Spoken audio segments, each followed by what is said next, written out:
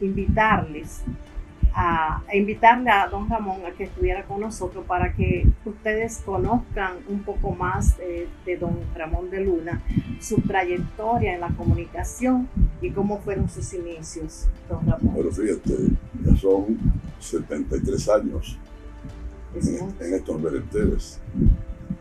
El principio de mi trabajo en la radio fue para allá el año 1948, que yo inicié en San Pedro de Macorís. Y después vine para Santiago en el 1952. Y desde entonces estoy aquí. Yo recuerdo esa voz varonil, con esa dicción, esa entonación perfecta que arropaba la teleaudiencia del Cibao y a nivel nacional, y sí. Que lo adornaba su compañera, su media naranja, Minucha Pezzotti, que es un apellido italiano. Su padre era italiano. Sí, y que ese contraste de esa voz así grave con la voz dulce. Y la voz dulce y aguda de ella era una fusión definitivamente magnífica que mantenía la tensión. Se producía un contraste de voz grave y voz dulce de una mujer. Y entonces había una mezcolanza, eso creaba cierto interés en la audición. Sí. ¿Cómo era esa convivencia, sobre todo en el noticiario La Situación Mundial, que fue algo que tuvo una pegada único? Y yo no digo solamente en República Dominicana, a nivel internacional, porque no estaban las redes, pero sí estaban las ondas hercianas, sobre todo las emisoras de AM, que son las que tienen mayor alcance. Llegaba a Cuba y a muchos países. Sí, usted es famoso definitivamente, y ese trabajo lo llevó a estar en el reconocimiento que está actualmente, no solamente en República Dominicana. Cuando se habla de usted a nivel de los Estados Unidos, a nivel internacional, todos saben quién es don Ramón de Luna. Y llegué a trabajar en Estados Unidos, por ejemplo, haciendo transmisiones de deportes, de boxeo principalmente, y de béisbol. Trabajé un mes en Venezuela, trabajé un mes en Cuba, cuando en el 73 transmitimos la 21ª Serie Mundial de Béisbol Aficionado. Yo era el narrador. Es decir, que trabajé en Puerto Rico 2 años. Sí, viví en Puerto Rico. 2 años, sí. Okay. Pero ya estaba con doña Minucha. Ya estaba aquí, sí. Okay. Estaba casado ya con Minucha. Okay. ¿Cómo era ese ambiente en cabina, trabajando junto con su media naranja? ¿Cómo era ese ambiente? ¿Cómo se desarrollaba todo ese noticiario? ¿Cómo era esa convivencia? Mira, se desarrollaba normalmente. Había una ventaja para ella, sobre todo, que trabajamos juntos aquí en la casa y allá en el trabajo, en la radio o en la televisión. Porque hay personas que dicen que a veces se hace un poco cuando una pareja está junta en el hogar y también trabajan juntos, que se hace de que monótono, qué sé yo, usted sabe cómo es, pero yo digo que todo depende del amor y la comprensión, ¿no? Nunca transmitimos malestar entre marido y mujer. Nunca lo llevaron a eso queda aparte. Hubo momentos en que un matrimonio hay alzas y bajas, ¿verdad? Claro. En el estatus, pero nunca lo transmitimos a los amigos oyentes, jamás. En cuanto al noticiario La Situación Mundial, ¿de quién fue la idea, el nombre? La idea fue mía, todo fue mío, porque fíjate, el país estaba intervenido militarmente por Estados Unidos en el 65. Entonces aquí se produjo, sobre todo en Santiago, una desinformación. La mayoría de las estaciones de AM salieron del aire. El diario La Información dejó de salir unas cuantas semanas. Entonces yo vi que hacía falta noticia. La población de aquí, del Cibao y de la línea fronteriza, requerían noticias. Entonces yo contemplé iniciar este programa que comenzó el 15 de octubre de 1965 con el nombre de la situación mundial. Apenas tenía yo 3 años. Sí. Sí. Entonces, antes de la situación mundial, ¿usted había realizado otro programa o no? No, cantidad de programas, sí. ¿Nunca trabajó en programas de animación?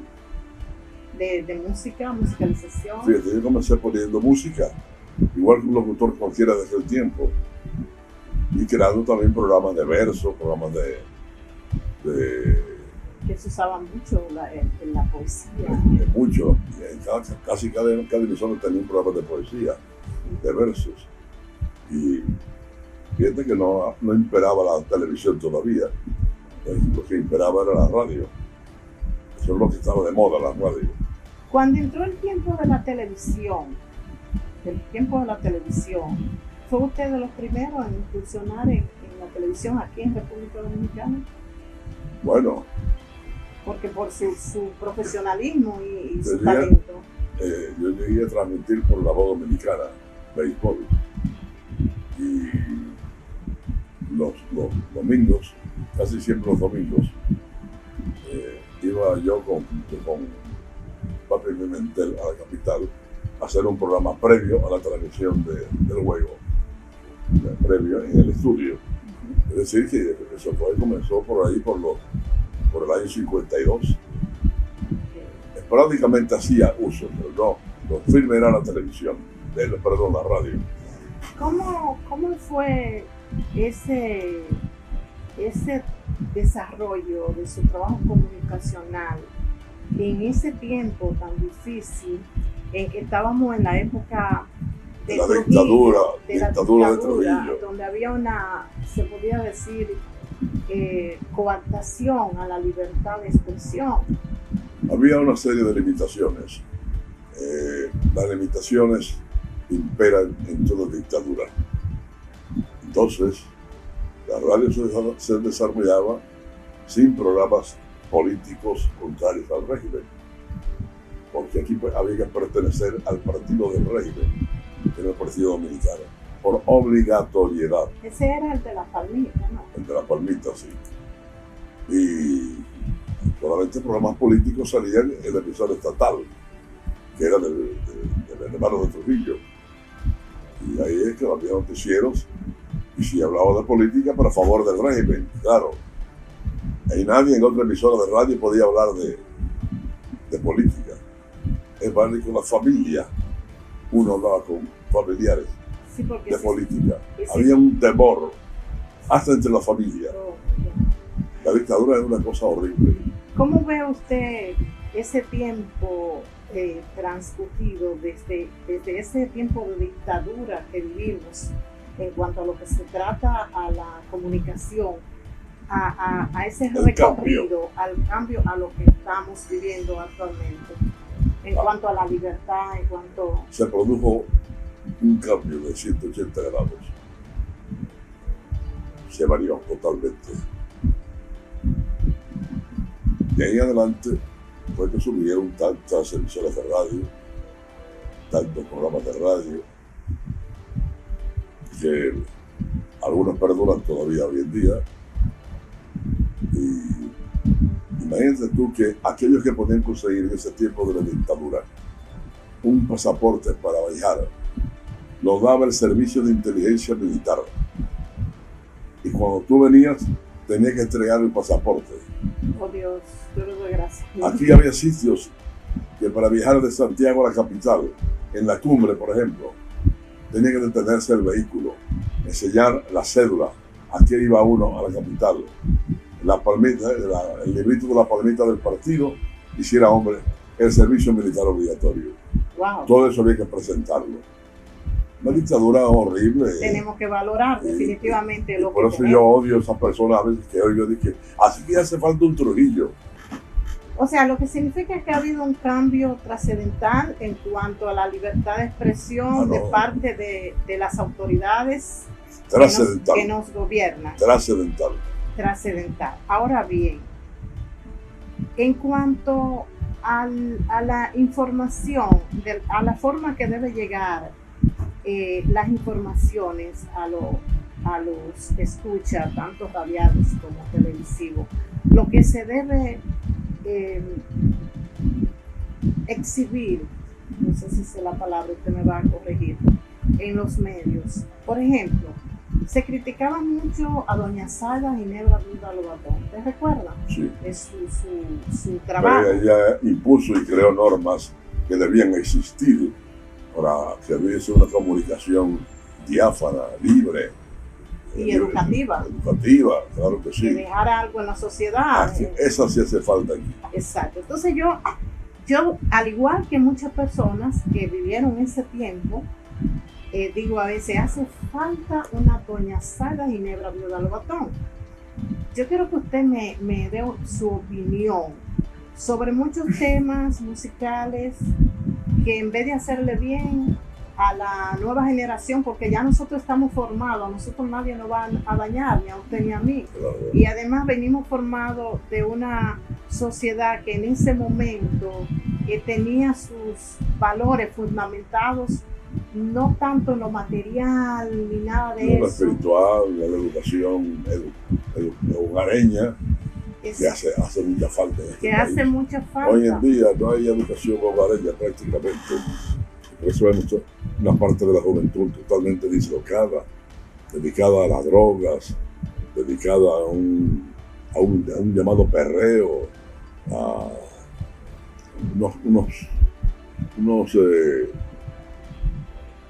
una educación musical que para mí es errónea, con palabras obscenas y todas esas cosas, sobre todo el mal uso de las redes sociales, donde gente sin ningún criterio, sin ninguna educación, sin valor, sin ninguna opina hoy en día, y malas palabras por aquí, malas palabras por allá, se insulta, sí, se denigra a la gente. Y eso en cierta forma también ha ido caminando en los medios regulares, en la radio, la televisión, donde usted ve que todo el mundo quiere opinar y que la gente se olvida de que usar un micrófono y estar en un medio de comunicación que usted no sabe cuántas personas le están escuchando.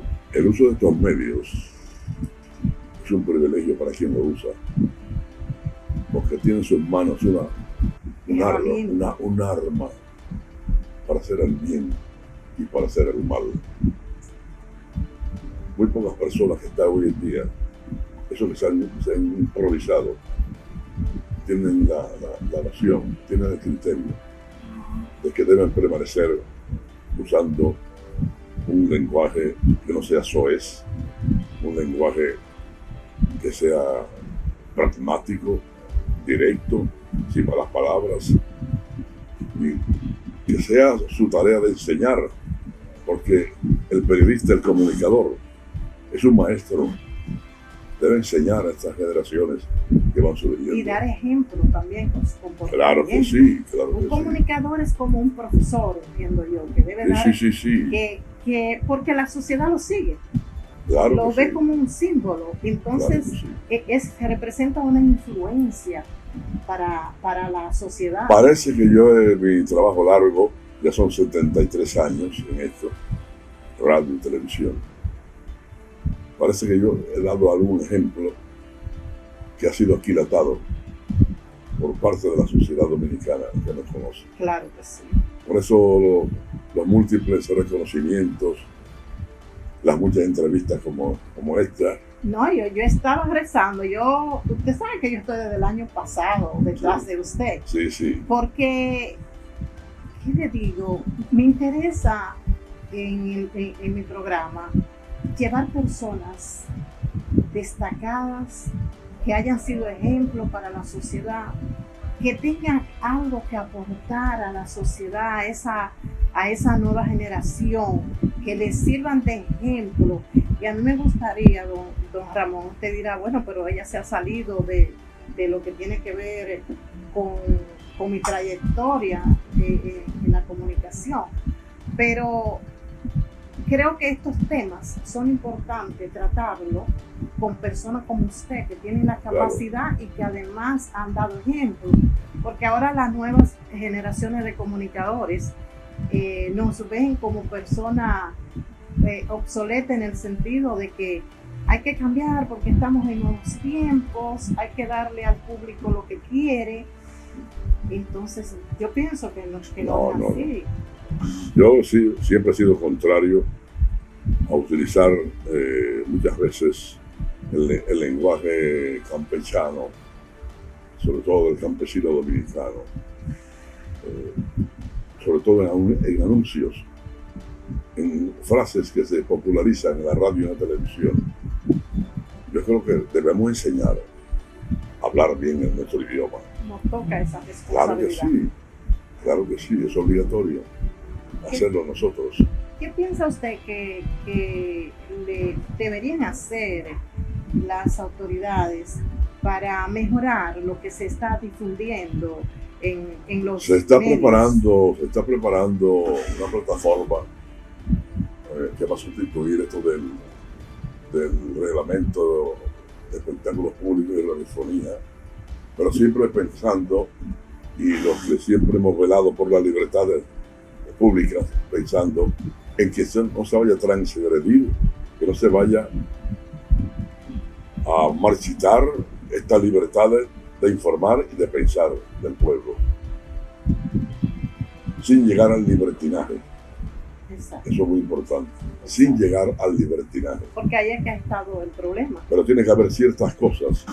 En esto de las redes sociales debiera haber esos frenos que estén consagrados en un reglamento, digamos, constitucional, sin que se perjudique la libertad de expresión y del pensamiento.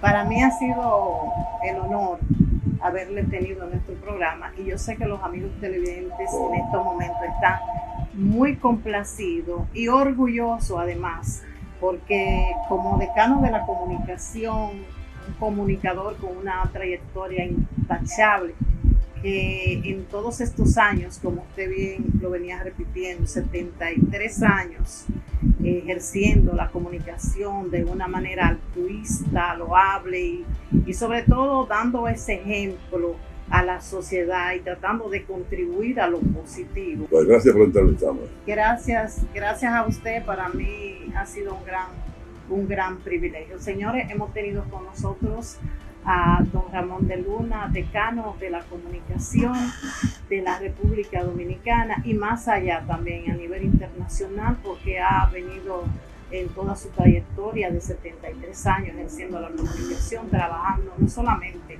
en la República Dominicana, sino que ha ejercido la comunicación fuera de nuestras fronteras.